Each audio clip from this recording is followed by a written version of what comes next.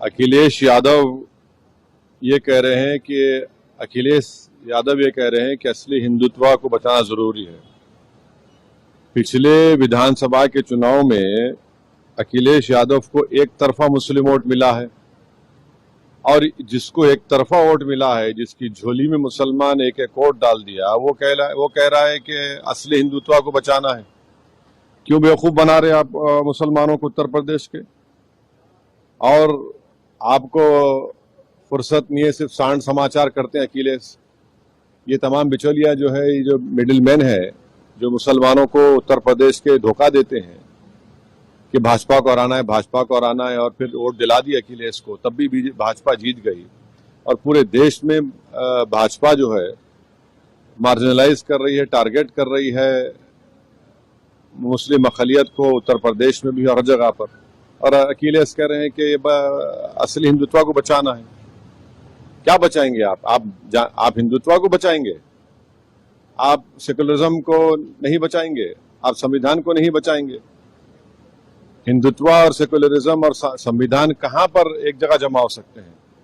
इसीलिए हम ये शुरू से कह रहे हैं कि अखिलेश उत्तर प्रदेश में जो राजनीति कर रहे हैं मुसलमानों से, अल्पसंख्यक समाज से, वो बेवकूफ बनाने की, धोखा देने की सियासत कर रहे हैं, गुमराह करने की जरूरत है। इसलिए उत्तर प्रदेश के मुसलमानों को ये समझना चाहिए कि उनको अपनी एक सियासी आवाज की जरूरत है, एक पॉलिटिकल आवाज की जरूरत है, तभी उनके तकालीफ और मसाइल हल हो सकते हैं। आप कब तक ऐसे ढोंगियों का साथ देंगे जो असली हिंदुत्व को बचाने की बात कर रहे हैं? आप बताइए, हिंदुत्व और अंबेडकर का संविधान, हिंदुत्व और भाईचारगी, लिबर्टी, इक्वालिटी कहाँ जमा हो सकते हैं? ये तो आपको सोचना चाहिए। बाप The state government has implemented inter-district transfer. Teachers are demanding for the implement of promotion followed by transfers. The teachers have also asked the state government to facilitate spouse transfer. However, the spouse transfer was implemented in the case of 16 districts, sir, of the state government, remaining indecisive in 13 districts, sir, leaving about 1,430 teachers who have applied for spouse transfers to live apart from the past 1 year, and nearly 60 to 75% of teachers are waiting for the spouse transfer, sir. मैं उम्मीद करता हूं कि आप इस पर भी जरूर गौर करेंगे, सर. और reinstate of artisans, sir, request of reinstate of 117 artisans who were terminated under take certificate under humanitarian grounds as per the Honorable High Court order. They are working in TS Genco and TS Transco, sir. They belong to very poor families, sir. ये एक इनका है. और बार बार मैं कह रहा हूं sir, एक 126 एम्प्लॉइज है जो हमारे रियासत के आंध्र प्रदेश में है साहब. कोई यहां से जा रहा नहीं बोल के वो आ रहे नहीं साहब, बहुत परेशान है. 126 तेलंगाना के एम्प्लॉइज जो तेलंगाना के उसूल के लिए जिद्दोजहद में खाने से खाना मिलाकर थे, उन 126 को भी अगर आप बुला लेते हैं तो बहुत अच्छा पैगाम जाएगा सर. और आखिर में sir, lastly sir, my request, humble submission is that about the postponement of group 2 exams, sir. So the reason why I am saying for the postponement is that, sir, so the Telangana Gurukula teachers exam, Telangana Gurukula teachers exam है 1/8 से लेके 23/8 तक sir. फिर उसके बाद में exam है staff nurses का एग्जाम है 2/8 से सर. फिर उसके बाद एडमिनिस्ट्रेटिव ऑफिसर अर्बन डेवलपमेंट का एग्जाम है 8/8 से सर. फिर पॉलिटेक्निक एंड जूनियर लेक्चरर्स का एग्जाम है 2/9 से सर, 2/9/23 से 29/23 तक सर. और फिर TSPSC ग्रुप 2 का एग्जाम है 29 को सर. तो अब आप देखते हैं सर कि पूरे 8-8, 10-10, 15 दिन में 3-3, 4-4 एग्जाम्स हैं. तो मैं आपसे फिर उसके बाद में SSC CHL टायर 1 का एग्जाम है 2/8 से लेकर 22 तक sir. IBPS RRB PET exam है 17/8 से सर. तो और फिर और एक लास्ट एग्जाम है IBPS RRB preliminary exam August 12 sir.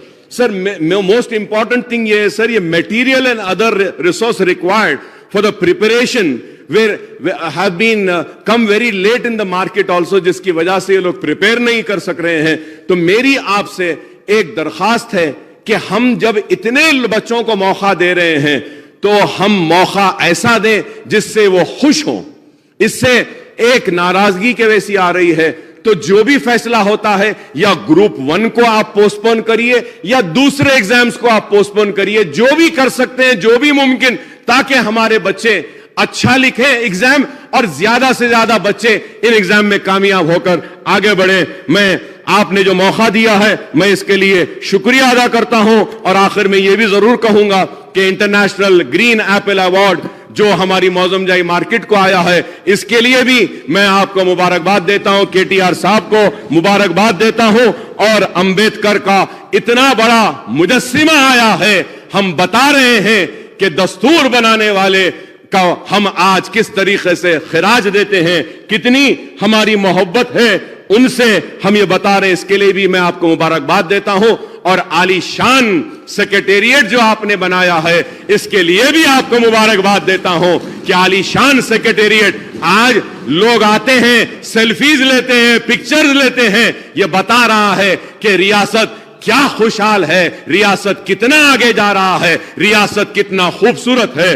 اور میں اس کے ساتھ ساتھ آپ سے یہ بھی کہوں گا کہ ہم نے آپ سے مطالبہ کیا تھا, شکریہ ادا کروں گا کہ سی اے این آر سی پہ آپ نے ایک مکمل اور میں کہوں گا کہ واحد ریاست جس نے ریزولوشن کو پاس کیا تھا, اس کے لیے جب سارا ہندوستان آگ کی لپیٹ میں تھا, جل رہا تھا, مسلمان روڈ پہ احتجاج کر رہا تھا سی اے این آر سی کے لیے, تو ریاست تلنگانہ واحد ریاست تھی جس نے ریزولوشن پاس کر کے نہ روڈوں پہ آنے دیا مسلمانوں کو, نہ شہر کو جلنے دیا, نہ لا اینڈ آرڈر کو خراب ہونے دیا. اور میں آپ کا شکریہ ادا کرتا ہوں کہ آپ نے یو سی سی پر بھی سٹینڈ لیا کہ ہم یو سی سی کا بھی مخالفت کریں گے. میں امید کرتا ہوں کہ آپ جب رپلائی دیں گے یو سی سی کے تعلق سے بھی بولیں گے, اور میں امید کرتا ہوں کہ اسی طریقے سے آپ اور ہم مل کر تلنگانہ کو ترقی کے اوپر اور آگے لے جائیں گے